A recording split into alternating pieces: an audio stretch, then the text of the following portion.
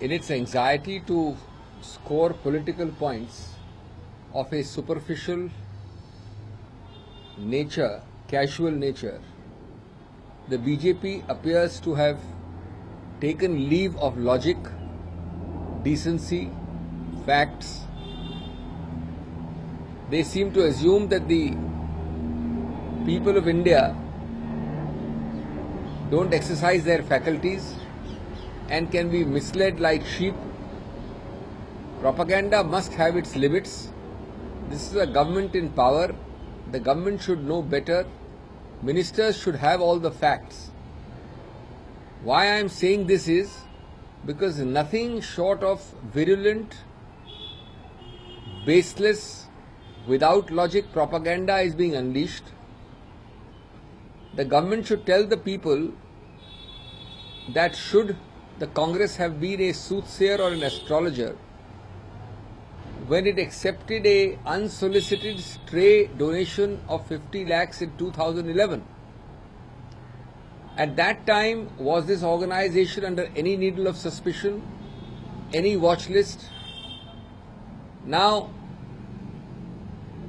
there may be allegations, but by that logic, from 2014 to 2016, the Bangladesh terrible blasts, why did not the NDA proscribe and ban this organization on its own? Obviously because the needles of suspicion globally and in India pointed more recently. And as soon as they pointed recently and remotely it was found by us that a donation in the historical past had been accepted by RGCT, the Rajiv Gandhi Charitable Trust. Immediately the records were checked and more than 2 months ago the amount was refunded. I must also clarify that in the middle of all this misinformation campaign, not a penny was received or paid or dealt with by Rajiv Gandhi Foundation, RGF. I think beyond this there are no relevant facts necessary except sensationalism of a crude and crass kind. People may have written letters, but all governments, NDA and BJP and Congress and UPA included, prior to a few months ago, had not put this organization on a watch list or a suspicion list. And therefore, it is most unfortunate that those in power in government are not exercising the least degree of responsibility in purely sensationalizing matters, making baseless allegations, merely trying to score and capitalize on political points. Propaganda की भी कोई हद और सीमा होनी चाहिए. सिर्फ राजनीतिक सनसनीखेज और कोई सस्ती राजनीतिक पॉइंट स्कोर करने के लिए बीजेपी लगता है कि तथ्यों को भूलकर निराधार और बिना वजह, बिना कारण, बिना लॉजिक के आरोपों में पड़ गई है. ऐसे बोल रही है जैसे कोई भेड़ बकरियों की तरह भारत की सक्षम जनता को बरगलाया जा सके. किसी प्रकार की एक बैलेंस, संतुलन खो बैठी है. क्या बीजेपी कहना चाहती है कि कांग्रेस या यूपीए को एक एस्ट्रोलॉजर, एक ज्योतिष पंडित होना चाहिए था जब 2011 में एक डोनेशन अपने आप एक बार स्ट्रे न मांगा हुआ एक दान मिला 50 लाख का. और हाल की कुछ जो वारदातें हुई, जब वर्णन हुआ प्रेस में और अंतर्राष्ट्रीय स्तर पे इस संस्था के बारे में, तो तुरंत दस्तावेज चेक करने के बाद 2 महीने पहले कांग्रेस ने इसका तुरंत रिफंड कर दिया. इसमें अगर कोई सनसनीखेज फैलाने की प्रेरणा न हो तो क्या मुद्दा है?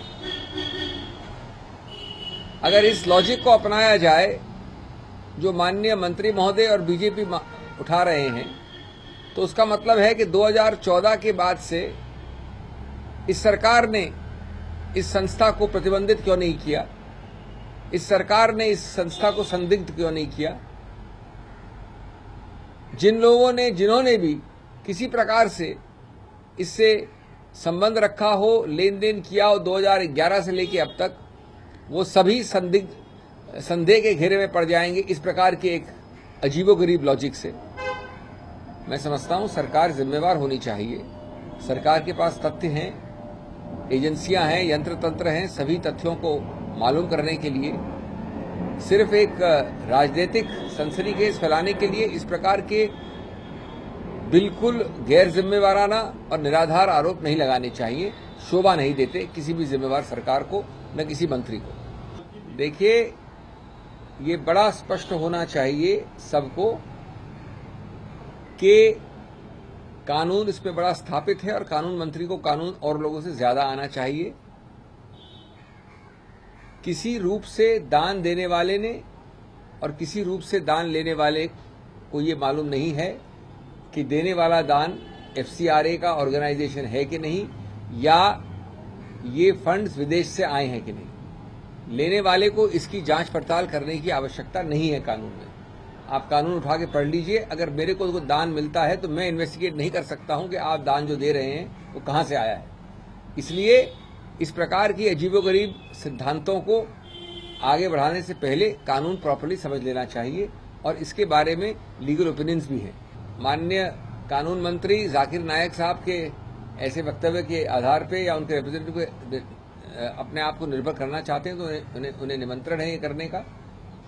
हमारे पास चेक है, हमारे पास भेजने की तिथि है, हमारे पास दस्तावेज है और मैं चुनौती देता हूं कि अगर वो राजनीति से हट के परे सही मुद्दों पे बात करें तो उनको सत्य बहुत जल्दी मालूम पड़ जाएगा। देखिए, मैं कानूनी प्रक्रिया में दखलंदाज नहीं देना चाहता। मैं नहीं समझता कि कानूनी प्रक्रिया पे आप और हम कोई कैजुअल टिप्पणी कर सकें। मैं समझता हूं कि ये अति आवश्यक है कि हम संतुलन माने। ये भी नहीं भूल सकते हम कि एक बहुत लंबे अरसे तक वो जेल में थे और जब तक कोई साबित नहीं हो जाता तब तक उसको एक समय से ज्यादा जेल में रखना उसके मानवाधिकार का भी हनन हो सकता है। मैं किसी रूप से मेरिट पे टिप्पणी नहीं करना चाहता, लेकिन अगर कोर्ट कचहरी ने ये निर्णय दिया है तो जो भी इससे असंतुष्ट है वो उसकी याचिका अपील कर सकता है। इसलिए कोई टिप्पणी की आवश्यकता नहीं है। I must make one thing clear that anybody who knows any law will tell you that the donee, the recipient of a donation, is not required to find out as to whether the donor has received the funds from abroad or here. A donation is accepted. There is no obligation in law or fact on the donee to inquire about the source of funds from where the donation is coming. This is the established law. This is also the basis of several legal opinions which have been obtained, and I think before anybody less than the law minister, at the level of the law minister says this, he should know the law. I think it is most unfortunate that sensationalism is taking the place of fact, that purely digressive propaganda is being done to score a political point.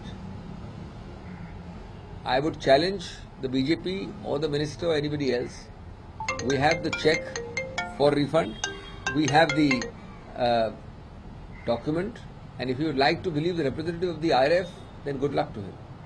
नहीं, मैं नहीं समझता कि कोई भी कानून व्यवस्था को संतुलित रखने के लिए चीज अगर की गई हो सही मायने से तो उसमें कोई आपत्ति हो सकती है। मैं ये समझता हूं कि किसी रूप से सांप्रदायिक तत्वों को प्रोत्साहित करना, वातावरण को उत्तेजनापूर्ण करना निश्चित रूप से भर्त्सना योग्य है।